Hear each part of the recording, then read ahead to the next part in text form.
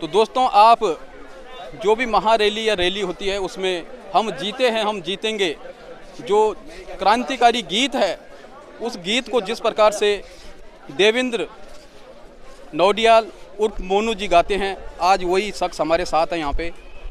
तो हम इनसे जानना चाहेंगे, स्वाभिमान महारैली गैरसैंण में हुई, देहरादून में हुई, हल्द्वानी में हुई और आज ऋषिकेश में हो चुकी है। स्वाभिमान महारैली के महत्व को आप किस प्रकार से समझते हैं, और जो परसों मुख्यमंत्री पुष्कर सिंह धामी जी ने भू कानून पर अपना बयान दिया है, जो प्रेस कॉन्फ्रेंस की है, उसे किस नज़र से देखते हैं? देखिए डोभाल जी, धन्यवाद आपका। आप जो प्रेस कॉन्फ्रेंस की जो आपने बात करी कि जो मुख्यमंत्री जी ने जो कल प्रेस कॉन्फ्रेंस की है, वो इन्हीं रैलियों का और इसी जन का दबाव है जो आज जो यहाँ पर जो जन सैलाब उमड़ा ऋषिकेश में। तो आपको इसी से अंदाज़ा लग गया होगा कि इससे एक दिन पहले जब मुख्यमंत्री जी के यहाँ जो इनपुट गया होगा कि आज यहाँ कितने लोग इकट्ठा होने जा रहे हैं और जन सैलाब उमड़ने जा रहा है, तो उस दबाव में मुख्यमंत्री जी को कल ये प्रेस कॉन्फ्रेंस करनी पड़ी। और ये जनता का ही दबाव होता है, पब्लिक का ही दबाव होता है कि आप यदि किसी चीज़ के लिए लड़ रहे हो, किसी चीज़ के लिए संघर्ष कर रहे हो और ईमानदारी से संघर्ष कर रहे हो, अपने अधिकारों के लिए, सच्चाई के लिए लड़ रहे हो, सरकारों को झुकना पड़ता है, सरकारों को घुटने पर आना पड़ता है। लेकिन अभी भी हमें यह यकीन नहीं है कि यह सरकार कुछ इस तरीके का कोई बिल लाएगी, किस तरीके का कानून लाती है, अभी तो देखने वाली बात है। लेकिन कितना करती है, और ख़ासकर जो सरकारें भूमाफियाओं के साथ गठजोड़ से चल रही हों, शराब माफियाओं के साथ गठजोड़ से चल रही हों, वो कितना इस पे कानून लाकर और कितना इसको सख्ती से लागू करवाएगी और कैसे क्लॉज इस पे डालेगी, ये उसमें देखने वाली बात है। लेकिन जनता ने ज़रूर दिखा दिया है कि हम जिंदे हैं, हम लड़ेंगे, हम लड़े थे और हम लड़ेंगे। एक कहावत है कि आदमी मरने के बाद कुछ नहीं सोचता, आदमी मरने के बाद कुछ नहीं बोलता। कुछ नहीं सोचने, कुछ नहीं बोलने पर आदमी मर जाता है। तो आज हमारी जनता ने बता दिया कि हम बोलने वाले भी हैं, सोचने वाले भी हैं और हम मरे नहीं हैं, हम जीवित हैं।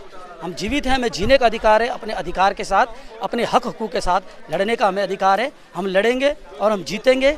जैसे मैं गीत भी गाता हूँ कि हम जीते हैं, हम जीतेंगे, संघर्ष किया है, जीते हैं, हम जीते हैं, हम जीतेंगे। हम माधव सिंह के जी बिल्कुल गंगा के तट पर हैं। हम तो अपने गीत में गाते हैं कि हम गंगा के मायके वाले हैं, हम कोदा झंगोरा वाले हैं, हम जीते हैं, हम जीतेंगे, हम जंगल के रखवाले हैं, हम माधव सिंह की धरती से हम जीते हैं, हम जीतेंगे, गढ़वाली की इस भूमि से हम जीतेंगे, जीतेंगे।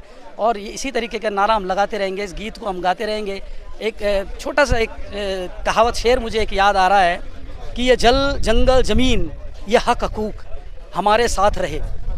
यह जल जंगल ज़मीन यह हक हकूक़ हमारे साथ रहे, जब तक हम सब के हाथ एक दूसरे के हाथ रहे। जब तक हम सब के हाथ एक दूसरे के हाथ रहे, शाखों से टूट जाएं वो पत्ते नहीं हैं, हम जाके आंधियों से कह दे औकात में रहें। अंकिता भंडारी हत्याकांड और जिस प्रकार से योगेश डिमरी पर ऋषिकेश में शराब माफिया द्वारा हमला किया जाता है और प्रदेश में लगातार महिला अपराध जो बढ़ रहे हैं, उसके बारे में आप क्या कहना चाहिए? जी बिल्कुल, यह तो देखने वाली बात है। केवल अंकिता ही नहीं, बहुत से मामले ऐसे हैं जो खुल भी नहीं पाते। बहुत से मामले आप रोज़ देख रहे हैं। अभी कुछ दिन पहले हरिद्वार में एक बिटिया को उसके टुकड़े कर दिए गए। और आप देख रहे हैं अधिकांश जो मामले हैं, आप उसमें देखेंगे कि इसमें उन्हीं लोगों का हाथ है जो कि बाहर से आकर यहाँ पर जो है इस तरीके की गतिविधियों को भाग ले रहे हैं, इस तरीके की गतिविधियों को बढ़ावा दे रहे हैं।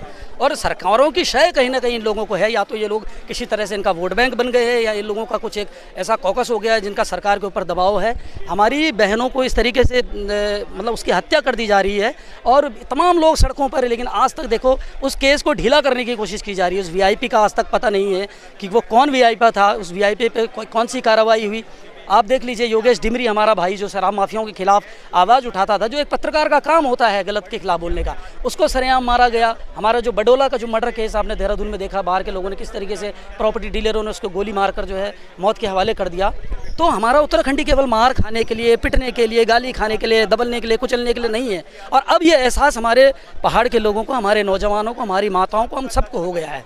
इसलिए अब उत्तराखंडी पिटेगा नहीं, मार नहीं खाएगा। इतना ज़रूर है कि अब बाहर के लोग, हमारा किसी से कोई बैर नहीं है, बाहर के लोग आए यहाँ पर अपना काम धाम करें, अपना जो करना करें। लेकिन जिस दिन उनकी नज़र हमारे अधिकारों पे, हमारे हक हकूक़ों पे रहेगी, हर उस आदमी का हम विरोध करेंगे जो गलत दृष्टि से इस उत्तराखंड की तरफ देखेगा, जो गलत नज़र से, गलत मंशा लेकर उत्तराखंड के अंदर आएगा। और जो सरकारें इनका साथ देंगी, इनको पनाह देंगी, उन सरकारों को भी जाना पड़ेगा और नेस्त नाबूद होना पड़ेगा।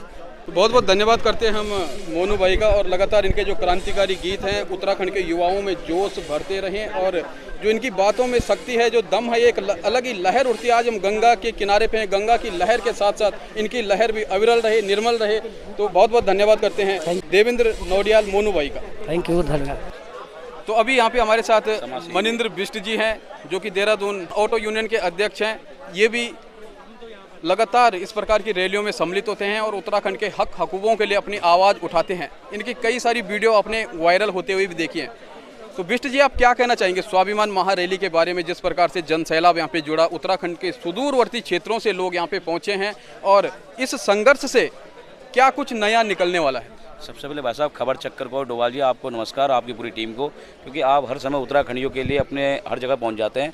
मैं ये कहना चाहता हूं कि जैसे मोहित डिमरी जी भाई साहब के नेतृत्व में वो कानून जो एक समिति थी और नौडियाल जी के, उसमें कुछ दिन पहले हम यहाँ ऋषिकेश जब आए त्रिवेणी घाट तक, तो एक उसमें शपथ लिया था। उस दिन ज़्यादा लोगों की भीड़ नहीं थी, पर आज अच्छा एक माहौल, एक अच्छा यहाँ पे उत्तराखंड वासियों का, मातृशक्ति का, युवाओं का, चाहे वो भूतपूर्व सैनिक हो, चाहे वो गढ़वाल से, चाहे पौड़ी से आए हो, चाहे चमोली कुमाऊं मंडल से, टिहरी से, कई जगह से लोगों का यहाँ पे एक देखने को मिला। अच्छा वो और होना भी चाहिए। इसमें मैं देख रहा हूँ कि सरकार, अभी मैं माननीय मुख्यमंत्री कुछ दिन पहले एक बाइट देख रहा था, जिसमें माननीय दामी जी कहते हैं कि इसमें एक हम कमेटी बना रहे हैं।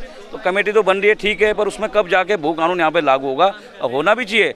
भू कानून उत्तराखंड में बहुत जरूरी है। आज मैं देहरादून में देख रहा हूँ, जो आवासीय योजना प्रधानमंत्री की तरफ से होती थी, प्रधानमंत्री आवासीय योजना, उसमें भी सारे आधार कार्ड इन्होंने बाहर वाले लोगों को बना के, जो कुछ पार्षद लोग होते हैं देहरादून के अंदर, उन्होंने अपने वोट बैंक के लिए वो बना के बाहरी लोगों को आवास योजना भी दे दी है। हमारे उत्तराखंड में इतनी विधवा बहनें हैं, उनके पास रहने के लिए कहीं जगह ही नहीं है, ऐसी ऐसी समस्या है यहाँ पे। तो भू कानून एक सख्त भू कानून बनना चाहिए, तब जाके उत्तराखंड के लोगों के लिए कुछ भला हो सकेगा।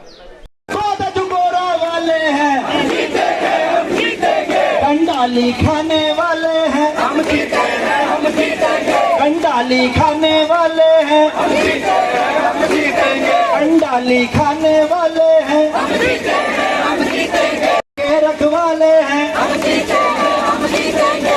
गंगा के रखवाले हैं हम, जीतेंगे हम, जीतेंगे। हम जंगल के रखवाले हैं हम, जीतेंगे हम, जीतेंगे। हम जंगल के रखवाले हैं हम, जीतेंगे हम, जीतेंगे। गंगा के मायके वाले हैं हम, जीतेंगे हम, जीतेंगे। गंगा के मायके वाले हैं हम, जीतेंगे हम, जीतेंगे। पीलट बरसा ले तू हम, जीतेंगे हम, जीतेंगे। कितने पीलट बरसा ले तू हम, जीतेंगे हम, जीतेंगे।